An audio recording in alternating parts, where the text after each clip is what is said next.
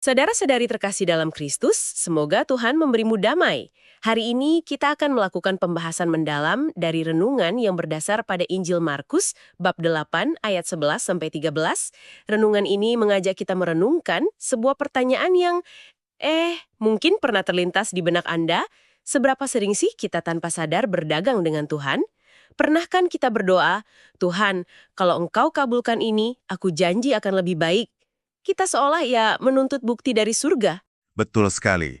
Dan yang menarik di sini adalah bagaimana Injil hari ini menunjukkan bahwa permintaan akan tanda semacam itu bukanlah hal baru.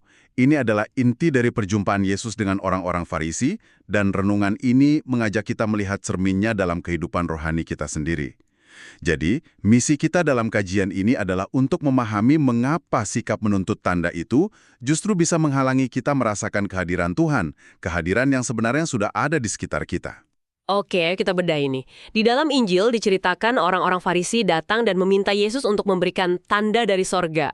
Sepintas terdengar wajar ya, mereka ingin buktikan. Tapi renungan ini menekankan ada sesuatu yang tragis di balik permintaan itu. Tepat sekali. Tragedinya terletak pada konteksnya. Sumber renungan ini mengingatkan kita bahwa Yesus baru saja melakukan mujizat. Mujizat yang mana? Mujizat penggandaan roti untuk 4.000 orang. Ini bukan peristiwa kecil. Ini adalah demonstrasi kuasa ilahi yang luar biasa. Jadi, masalahnya bukanlah Tuhan kurang memberikan bukti. Bukan itu. Masalahnya ada pada hati mereka yang sudah tertutup. Mereka melihat tetapi tidak memahami. Gitu. Nah, di sini bagian yang sangat menarik. Reaksi Yesus. Injil Markus mencatat detail yang sangat kuat. Yesus mengeluh dalam hatinya. Bukan marah besar, tapi sebuah keluhan yang dalam. Apa yang bisa kita tangkap dari reaksi ini? Keluhan itu menunjukkan kesedihan dan mungkin kejengkelan Sang Pencipta. Coba Anda bayangkan. Dia yang adalah tanda itu sendiri, yang baru saja menunjukkan kasihnya secara nyata lewat roti yang berlimpah. Malah ditodong untuk memberikan tontonan spektakuler lainnya. Seperti pertunjukan sulap ya? Persis. Ini menunjukkan bahwa orang Farisi tidak mencari relasi yang tulus. Mereka mencari sensasi. Sikap inilah yang disebut dalam renungan sebagai kekerasan hati manusia. Renungan ini kemudian menarik garis lurus dari sikap orang Farisi itu ke kita sekarang, dengan istilah Farisi modern. Ini cukup menohok ya, bagaimana sikap menuntut tanda ini muncul dalam kehidupan kita sehari-hari. Ini memunculkan sebuah pertanyaan penting tentang bagaimana kita berdoa dan beriman. Sumber renungan menyebutnya sebagai berdagang atau melakukan negosiasi. Misalnya, kita berkata, Tuhan, jika proyek ini berhasil, aku akan rajin ke gereja. Atau Tuhan, tunjukkan padaku keajaiban, baru aku akan percaya sepenuhnya. Nah, itu dia. Ini adalah bentuk kesombongan rohani. Seolah-olah iman kita adalah hasil dari tawar-menawar logika, bukan penyerahan diri. Dokumen Gereja Katolik Dei Verbum yang dikutip dalam sumber juga menegaskan hal ini. Iman adalah penyerahan diri secara total kepada Allah. Total. Para bapak gereja juga mengajarkan hal serupa. Tuhan memberikan cahaya yang cukup bagi mereka yang ingin melihat, tapi juga membiarkan kegelapan bagi mereka yang sengaja menutup mata. Jadi permintaan akan api dari langit justru membutakan kita dari cahaya lilin yang sudah menyala di depan kita. Begitu ya? Tepat sekali. Analogi yang sangat pas. Jadi, apa artinya semua ini bagi kita? Jika kita diminta berhenti mencari tanda-tanda yang spektakuler, lantas kemana kita harus melihat? Di mana kita bisa menemukan tanda dari sorga yang sejati itu? Renungan ini memberikan jawaban yang sangat jelas.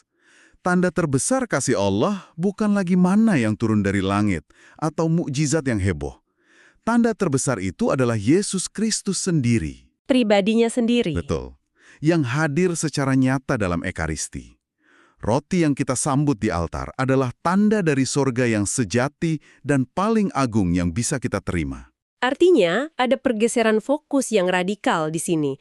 Dari mendikte Tuhan harus bekerja dengan cara A atau B, menjadi meminta rahmat kepekaan hati, kepekaan untuk melihat karyanya yang mungkin lebih lembut dan tersembunyi. Tepat.